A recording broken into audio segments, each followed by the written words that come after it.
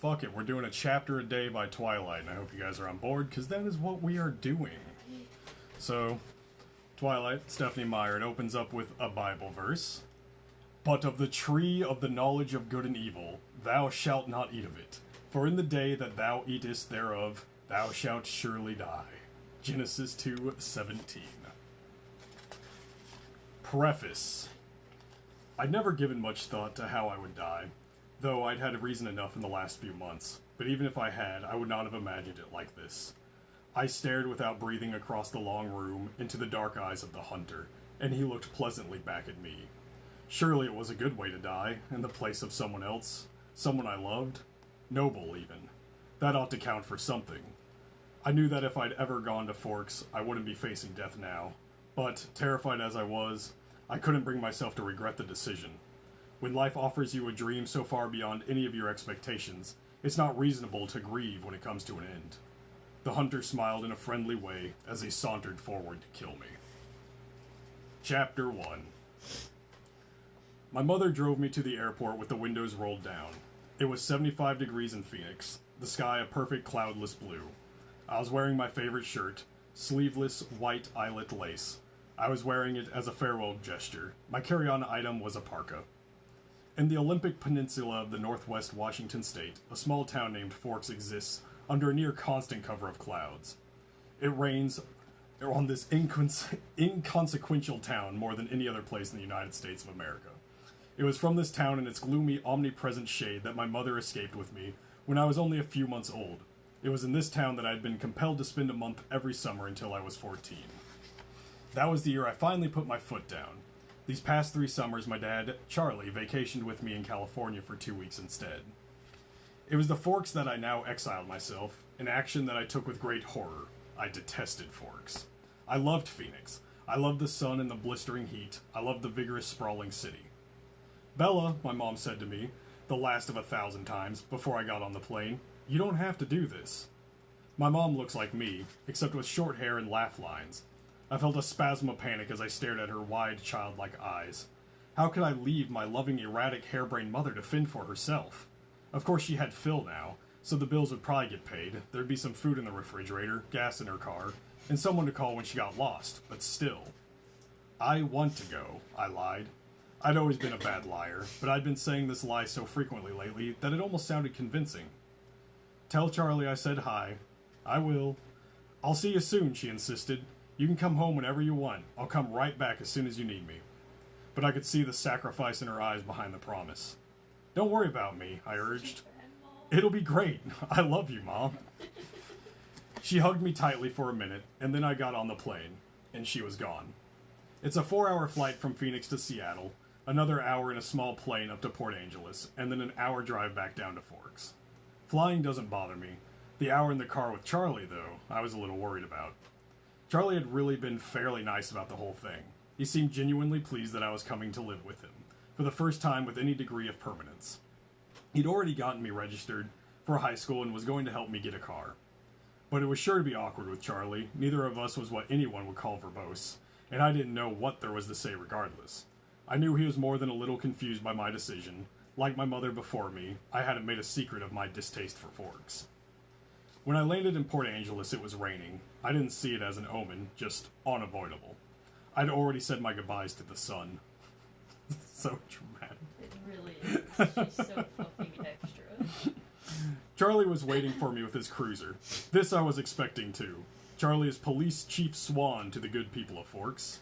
My primary motivation behind buying a car, despite the scarcity of my funds, was that I refused to be driven around town in a car with red and blue lights on top. Nothing slows down traffic like a cop.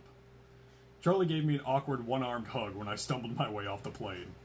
It's good to see you, Bells, he said, smiling as he automatically caught and steadied me. You haven't changed much. How's Renee? Mom's fine. It's good to see you too, Dad. I wasn't allowed to call him Charlie to his face. I'd only a few bags. Most of my Arizona clothes were too permeable for Washington. My mom and I had pooled our resources to supplement my winter wardrobe, but it was still scanty. It all fit easily into the trunk of the cruiser. I found a good car for you, really cheap, he announced, when we were strapped in. What kind of car? I was suspicious of the way he said good car for you, as opposed to just good car. Well, it's a truck, actually. A Chevy. Where did you find it? Do you remember Billy Black down at La Push? La Push is the tiny Indian reservation on the coast. No? He used to go fishing with us during the summer, Charlie prompted. That would explain why I didn't remember him. I do a good job of blocking painful, unnecessary things from my memory. Such a bitch. I hate Book Bella. She's so Book Bella rude. is so much worse than Movie Because Bella. you have her inner monologue and she's just like a constant bitch to Like, everybody. Kristen absolutely made Bella better than what canon Bella is.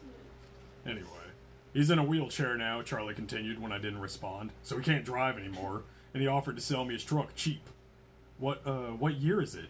I could see from his change of expression that this was the question he was hoping I wouldn't ask. Well, Billy's done a lot of work on the engine. It's only a few years old, really. What year is it, Father? I hoped he didn't think so little of me as to believe I would give up that easily. Well, when did he buy it? He bought it in 1984, I think. Did he buy it new, Dad?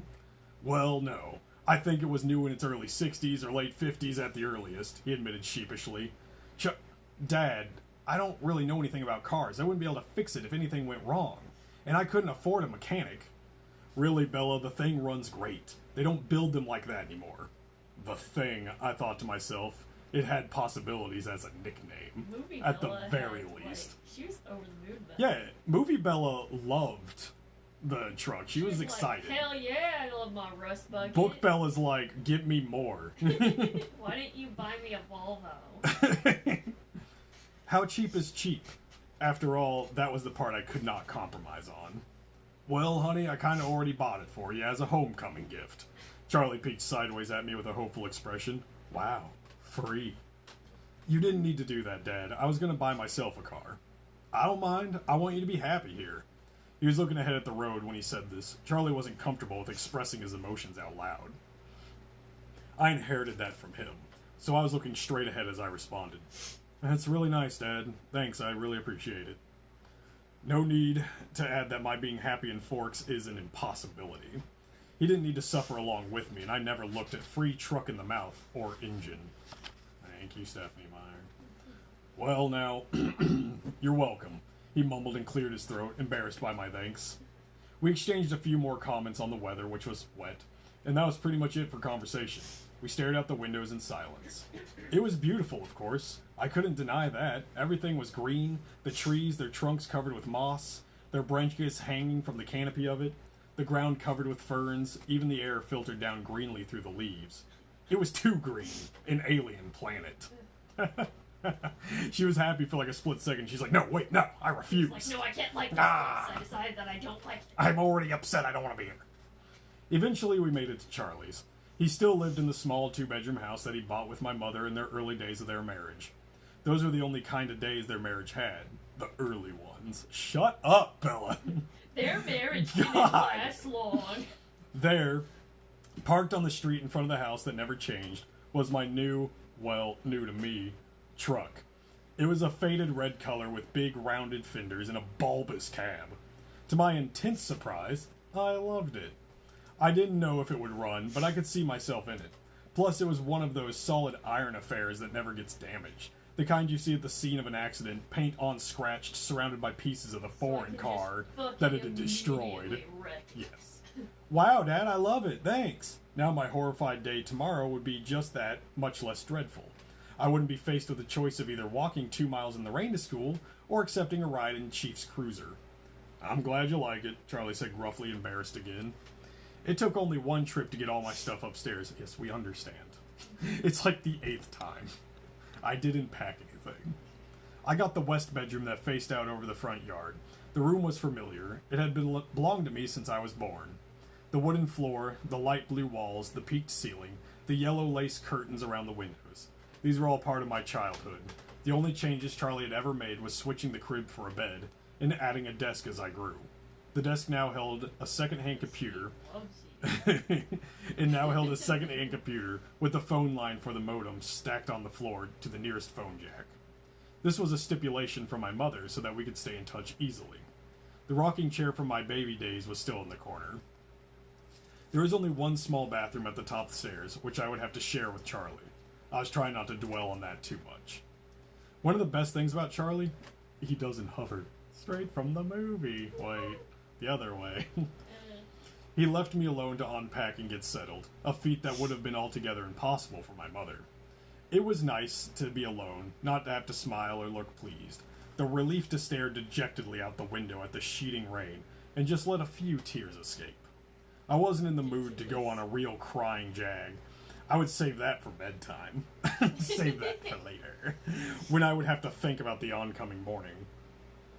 Forks High School had a frightening total of only 357, now 58, students. There were more than 700 people in my junior class alone back home. All of the kids there had grown up together, their grandparents had been toddlers together. I would be the new girl from the big city, a curiosity, a freak. This is like a weird and like kind of rude assumption that I feel like just city people make. Yeah.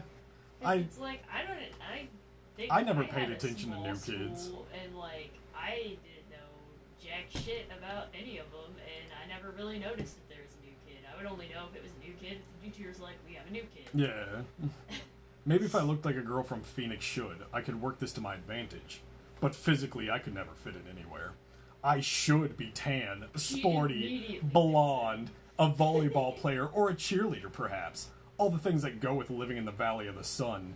But instead, I was ivory-skinned without even the excuse of blue eyes or red hair. Despite the constant sunshine, I had always been slender, but soft somehow. Obviously not an athlete. I didn't have the necessary hand-eye coordination to play sports without humiliating myself, and harming both myself and anyone else who stood too close. I'm just so slender and porcelain. Like a doll. Like a doll. When I finished putting my clothes in the old pine dresser, I took my bag of bathroom necessities and went to the communal bathroom to clean myself up after the day. She says communal like it's just not her and one other person. Yeah, it's just your family It's literally bathroom. your dad. It's your house bathroom.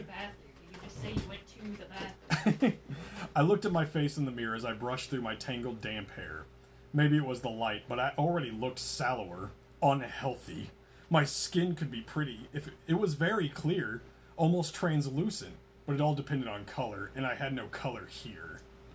I'm just so flawless and beautiful. Either. Like, I don't understand why people think that pale is automatically ugly. Like pale is very pale. Yeah, pale is sought after. I don't.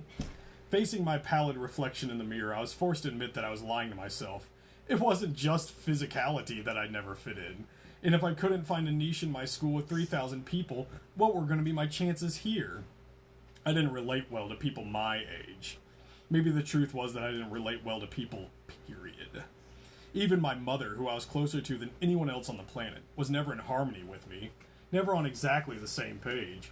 Well, Sometimes I sorry wondered... that no one is like your carbon clone, Bella. Sometimes I wondered if I was seeing the same things through the eyes of the rest of the world was seeing through theirs.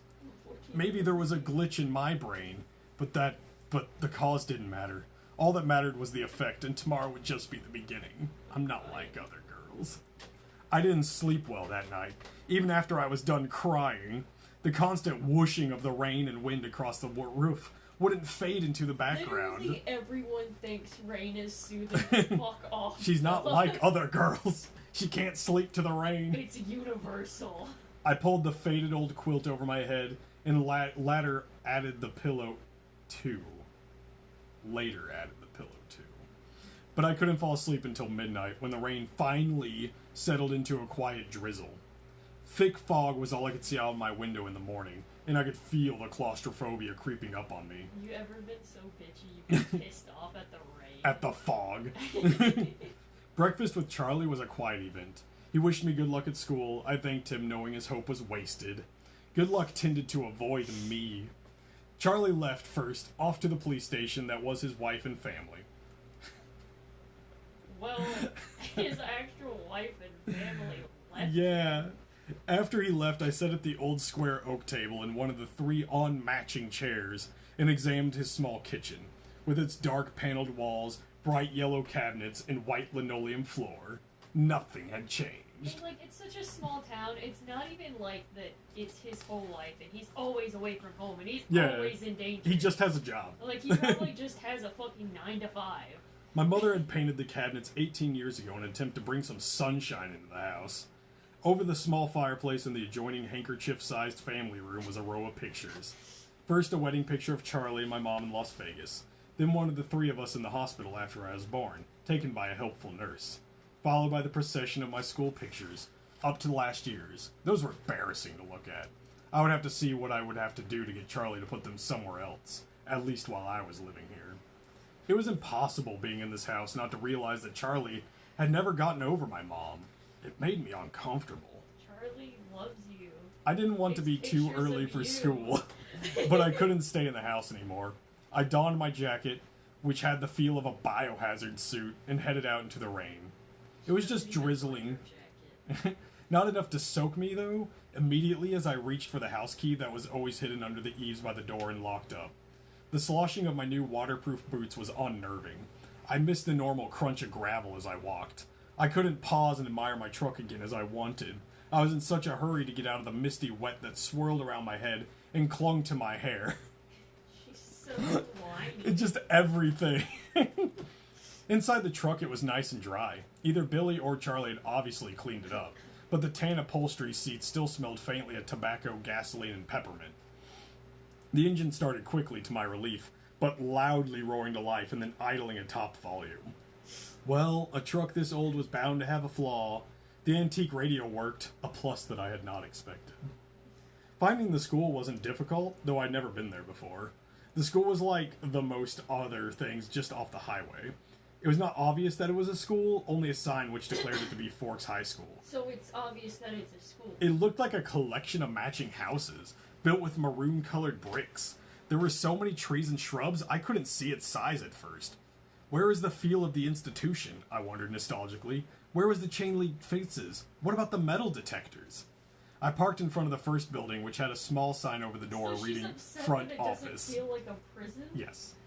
No one else was parked there, so I was sure it was off limits, but I decided I'd get directions inside instead of circling around in the rain like an idiot. I stepped unwillingly out of the toasty truck cab and walked down a little stone path lined with dark hedges. I took a deep breath before opening the door.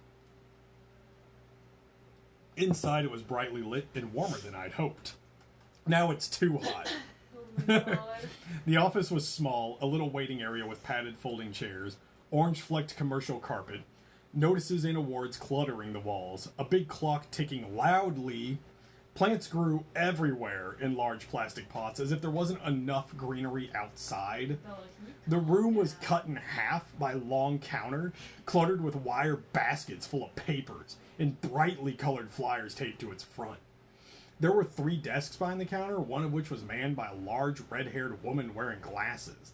She was wearing a purple t-shirt, which immediately made me feel underdressed. The red-haired woman looked up. "Can I help you?" Isabella Swan, I informed her, and saw the immediate awareness light in her eyes. I was expecting a topic of gossip, no doubt. Daughter of the chief's flighty ex-wife, come home at last. Of course, she said. She dug through the precariously stacked pile of documents on her desk till she found the ones she was looking for. "I have your schedule right here and a map of the school." She brought several sheets to the counter to show me. I'm sure she's just been bitching about me and whining about me. She's like, "Here you go." Here's your shit. She went through my classes for me, highlighting the best route to each on the map, and gave me a slip to have each teacher sign, which I was to bring back at the end of the day. She smiled at me and hoped, like Charlie, that I would like it here in Forks. I smiled back as convincingly as I could. This is how inner Bella sounds to me, just constant. Yeah. When I went back to my truck, other students were starting to arrive. I drove around the school following the line of traffic. I was glad to see that most of the cars were older like mine. Nothing flashy. At home, I lived in one of the few lower-income neighborhoods that were included in Paradise Valley District. It was a common thing to see a new Mercedes or a Porsche in the student lot. The nicest car here was a shiny Volvo, and it stood out. Still, I cut the engine as soon as I was in a spot so that the thunderous volume wouldn't draw attention to me. I looked at the map in the truck, trying to memorize it now. Hopefully I wouldn't have to walk around with it stuck in front of my nose all day. I stuffed everything in my bag, slung the strap over my shoulder, and sucked in a huge breath.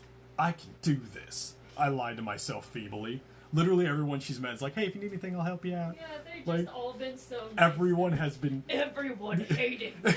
Hey, Bella, let me know if you need anything. Ugh, God, awful. No one was going to bite me. Oh, that's a very silly line. I finally exhaled and stepped out of the truck. I kept my face pulled back into my hood as I walked to the sidewalk. Such a stupid, Crowded with unnatural teenagers. line. Yeah. It's just like, haha, because vampires. 'Cause vampires. Nobody would ever think that. My plain black jacket didn't stand out, I noticed with relief.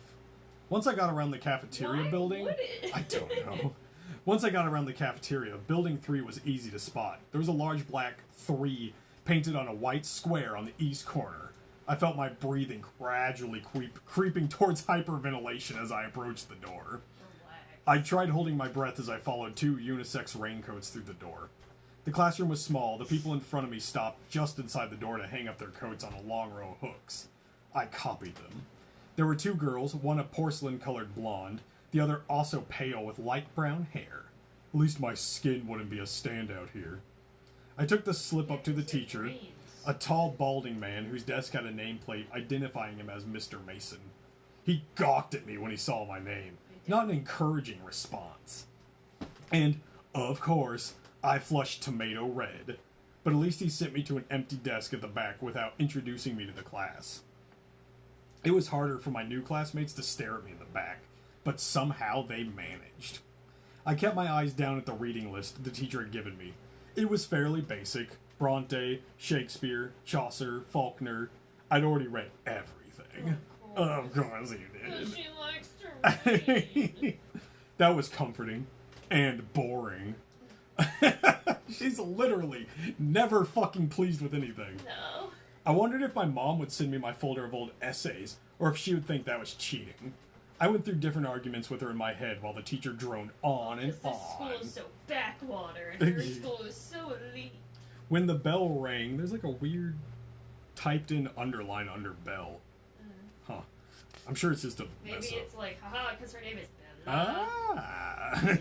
The bell rang, a nasal buzzing sound. A gangly boy with skin problems and hair black as oil slicks leaned across the aisle to talk to me. Why are you so This is a fucking ghoul. You're Isabella Swan, aren't you? He looked like the overly helpful chess club type. Oh my god, that's so funny. Bella, I corrected. Everyone within a 3-seat radius turned to look at me. Where's your next class? He asked. I had to check my bag. Government with Jefferson in Building 6. There was nowhere to look without meeting curious eyes. I'm heading towards Building 4. I could show you the way. Ugh, definitely over-helpful. I'm Eric, he added. I smiled tentatively. He's just like, hey, you need help Thanks. because you're a new student. I'm here. She's like, ew, you're too gross to be looking at me. Where am I? We got our jackets and headed out into the rain, which had picked up, of course. I could have sworn several people behind us were walking close enough to eavesdrop. I hope I wasn't getting paranoid. Bella, we're way past. Yeah, like you came off the fucking plane thinking everyone's gonna be out for your life. So, this is a lot different than Phoenix, huh? He asked. Very. It doesn't rain much there, does it? 3 or 4 times a year.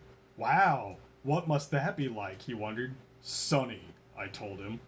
You don't look very tan. My mother is part albino. He studied my face apprehensively, and I sighed. It looked like clouds and a sense of humor didn't mix. A few months of this, and I'd forget how to use sarcasm.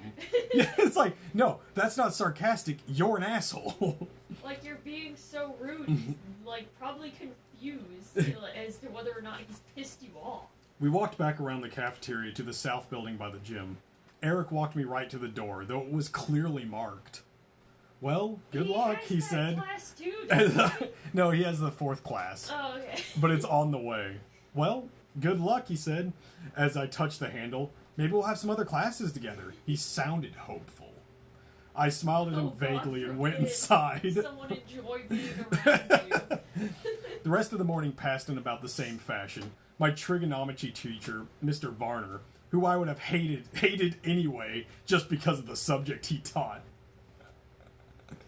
was the only one who made me stand in front of the class and introduce myself.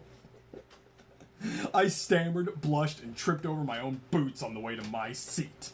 So I hate him. Well, fucking good. After 2 classes, I started to recognize several of the faces in each class. There was always someone braver than the others who would introduce themselves and ask me questions about how I was liking forks. I tried to be diplomatic, but mostly I just lied a lot. At least I never needed the map. One girl sat next to me in both Trig and Spanish, and she walked with me to the cafeteria for lunch. She was tiny, Fuck her. several inches shorter than my 5 feet 4 inches, but her widely curled dark hair made up for a lot of the differences between our heights. I couldn't remember her name, so I smiled and nodded as she prattled about teachers and classes, and I didn't even try to keep up. Oh, it sounds like you're just a mean person. Edward deserves better. Yeah. We sat at the end of the full table with several of her friends who she introduced to me. I forgot all their names as soon as she spoke them. They seemed impressed by her bravery in speaking to me. The boy from English, Eric, waved at me from across the room. Fuck him too. It was there, sitting in the lunchroom, trying to make conversation with 7 curious strangers that I first saw them. The only people that fit my standards. They were sitting in the corner of the cafeteria as far away from me as I sat possible. There were 5 of them. They weren't talking. They weren't eating. Though each of them had a tray of untouched food in front of them. Well, that's wasteful. Yeah. They weren't gawking at me unlike most of the other students, so it was safe to stare at them without fear of meeting an excessively interested pair of eyes. But it was none of these things that So, caught like, you and don't held like my to attention. Be stared at, but you're going Yeah. to stare at them. Absolutely. They didn't look anything alike. One of the 3 boys was big, muscled like a serious weightlifter with dark curly hair. Another was tall, lean, but still muscular and honey blonde. The last was lanky, less bulky, with untidy bronze-colored hair. He was more boyish than the others. He looked like they could be in college, or even teachers, but not students. Bill says you look old, bitch.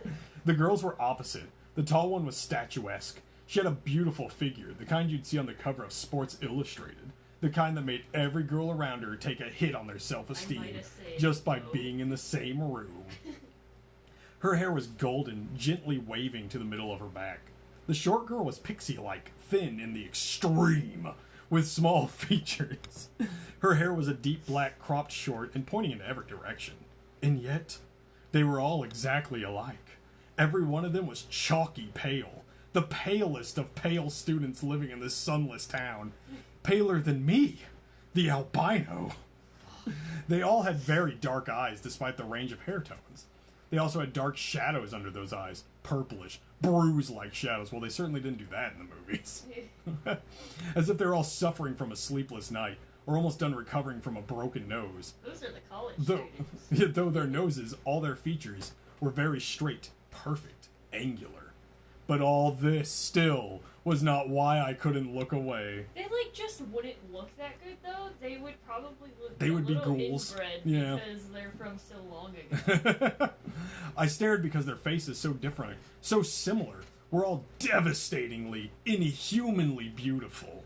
They were faces you'd never expect to see, perhaps on an airbrush page of a fashion magazine, or painted by an old master as the face of an angel. Maybe the perfect blonde girl, or the most bronzed-haired boy. They were all looking away. Away from each other, away from the students, away from me, away from anything in particular as far as I could tell. As I watched, the small girl rose with her tray, unopened soda, unbitten apple, and walked away with a quick, graceful lope that belonged on a runway. I watched amazed as her lithe dancer's step, till she dumped her tray and glided through the back door. Can you not get food if she's gonna throw it away? Well, it's so they look normal. It looks less normal. Yeah, it definitely looks less normal to get a tray full of food and then dump just- it immediately into the trash. But Who- that's their excuse for it, is that they do it to Yeah. look normal. Who are they? I asked the girl from my Spanish class whose name I'd forgotten. As she looked up to see who I meant, oh, that's Anna Kendrick. That's her character. Yeah, that's Kendrick's character. As she Have you looked not up to see who I meant, no, I just hadn't put it together yet. Though already knowing, probably from my tone, suddenly he looked at her, the thinner one, the boyish one, the youngest, perhaps. He looked at my neighbor just for a fraction of a second, and then his dark eyes flickered to mine. He looked away quickly, more quickly than I could. though in a flush of embarrassment I dropped my eyes at once. In that brief flash of a glance, his face held nothing of interest. It was as if she had called his name and he looked up in a involuntary response, already having decided not to answer. My neighbor giggled in embarrassment, looking at the table like I did. Oh, that's Edward and Emmett Cullen, and Rosalie, and Jasper Hale. The one who left was Alice. They all lived together with Dr. Cullen and his wife. She said this under her breath. I glanced sideways at the beautiful boy, who was looking at his tray, Boy. picking a bagel to pieces with long, pale fingers, like he sounds like a cryptid. Yeah, he kind of sounds like salad fingers. His mouth was moving very quickly, his perfect lips barely moving. The other three still looked away, and yet I felt he was speaking quietly to them. Strange, unpopular names, I thought. Edward? Edward's It's a pretty popular name. Alice, too. I've Yeah. known, like, several Alice. They're all very popular. The kind of names that grandparents had. No, he's not like Jebediah. It's not, like Jebediah, fucking Agatha. Yeah. But maybe that was in vogue here. Small town names? I finally remembered that my neighbor was called Jessica. A perfectly common name. There were two girl names, Jessica in my history class back home. They are very nice looking. Jessica is about as common as Alice. I struggled with the conspicuous understatement.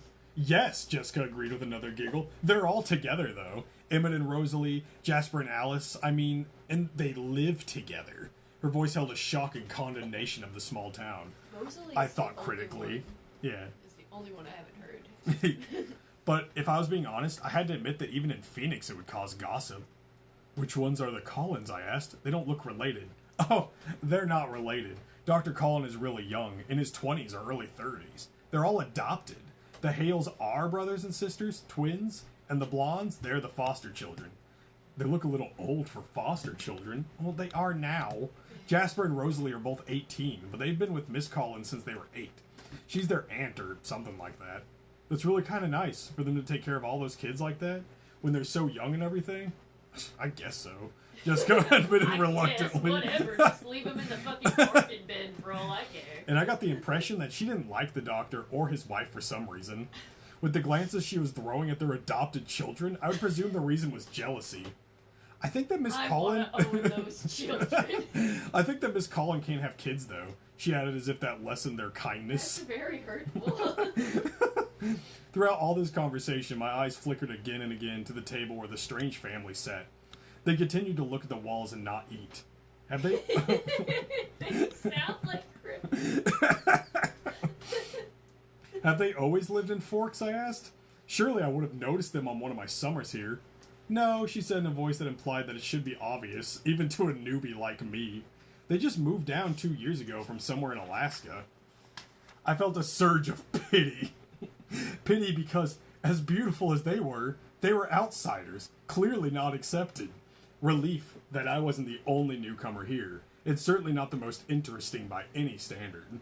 As I examined them, the youngest one of the Collins looked up and met my gaze, this time with evident curiosity in his expression. Oh, I'm sure. I'm sure he's just so interested in you, Bella. As I looked swiftly away, it seemed to me that his glance held some kind of unmet expectation. Which one is the boy with the reddish-brown hair, I asked.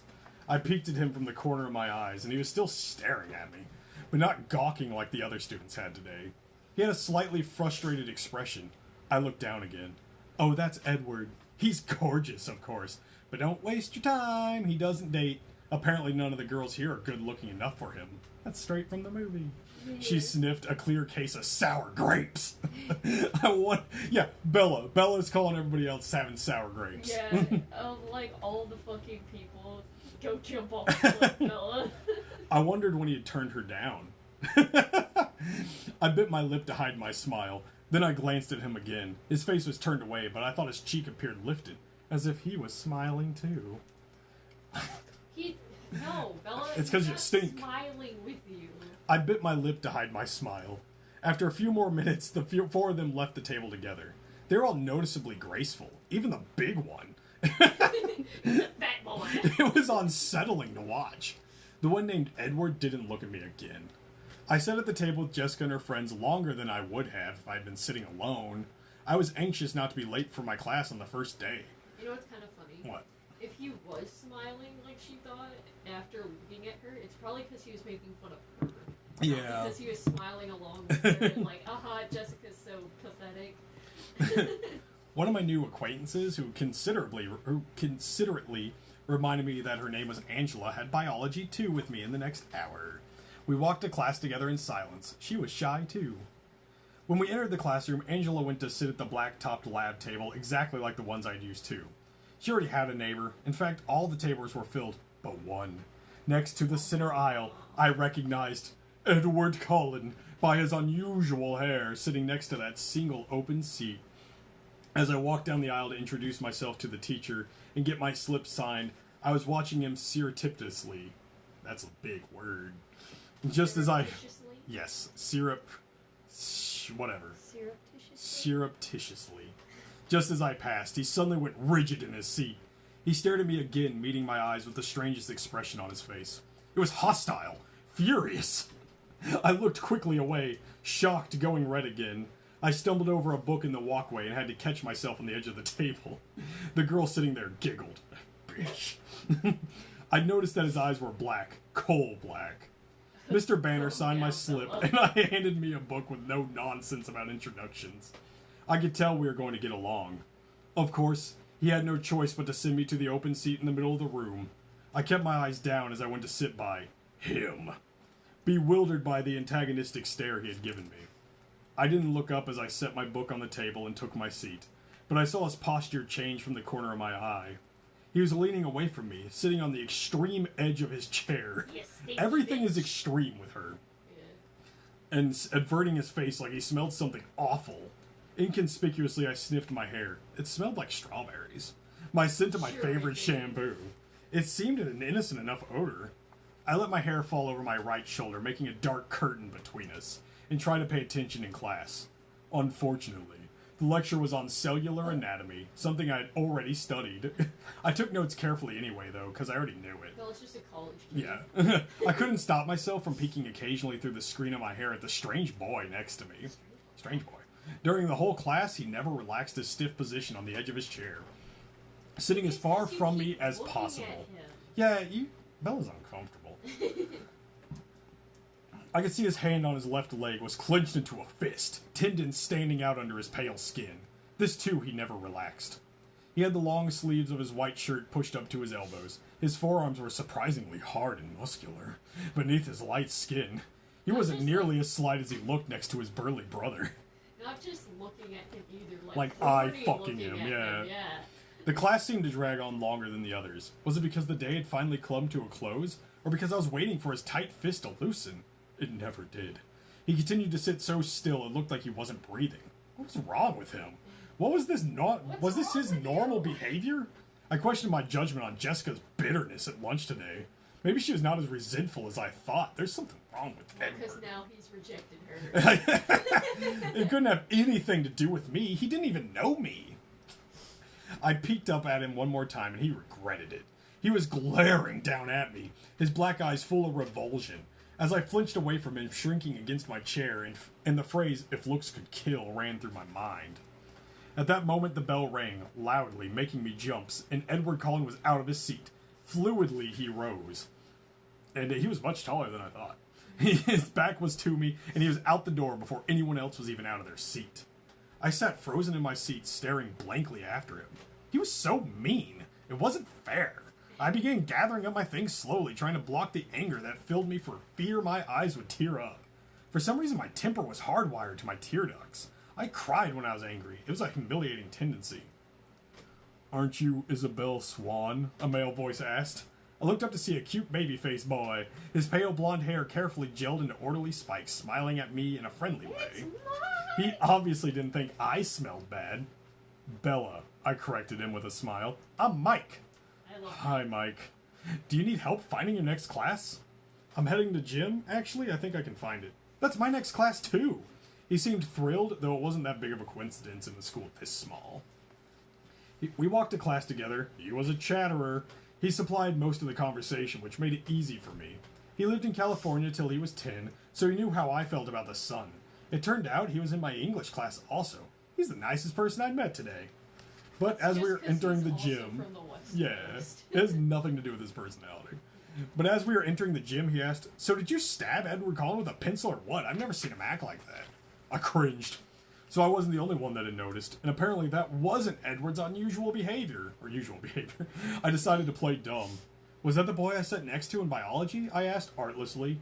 "Yeah," he said. "He looked like he was in pain or something." "I don't know," I responded. "I never spoke to him." "He's a weird guy." Mike lingered by me instead of heading to the dressing room.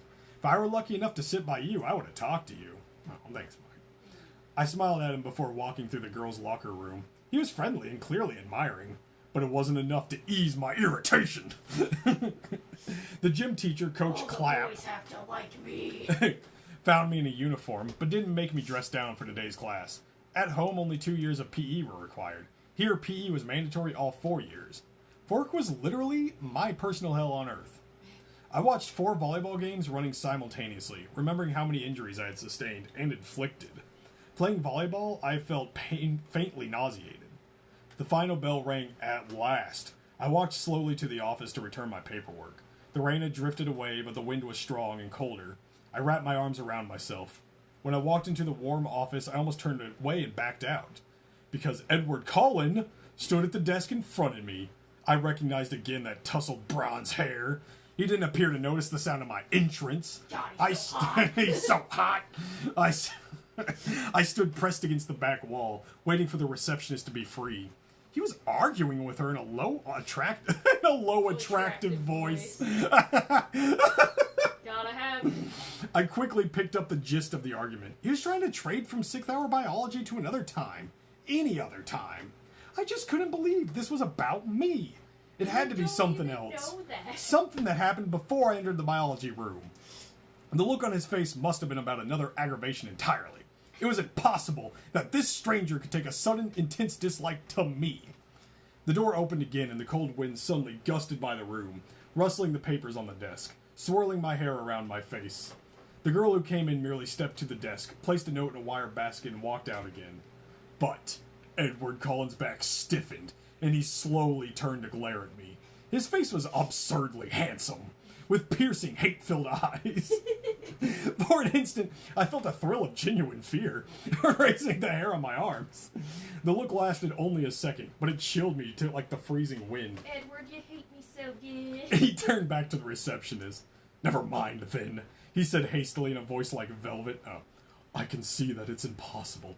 Thank you so much for your help." That's so much different than the movie, when he was like, "Well, I guess it'll have to be endured." He turned on his heel without another look at me and disappeared out the door. He went meekly to his desk, my face white for once instead of red, and handed her the slip. "How did your first day go, dear?" Terrible. The receptionist asked naturally. The boy wanted to "Fine." kill me. I'm very terrified. "Fine," I lied, my voice weak. She didn't look convinced. When I got to the truck, it was almost the last car in the lot. It seemed like haven, already the closest thing to home I had in this damp green hole. I sat inside for a while, just staring out the windshield blankly. Gosh, she's a trauma victim. The boy looked at me mean. But soon I was cold enough. Yeah, the entire school, every single person in the school is like helping her out. One boy doesn't look at her right. But it's the boy she likes. I headed back to Charlie's house, fighting tears the whole way there. And that is the end of Chapter 1. Will we continue Chapter 2 tomorrow or once a week? Probably, I don't know, I'll figure it out. Depends on how I feel. Thank you, everybody, for tuning in, all, like, handful of you. If you hated it, that sucks, because we're going to be here for a while. Alright, bye.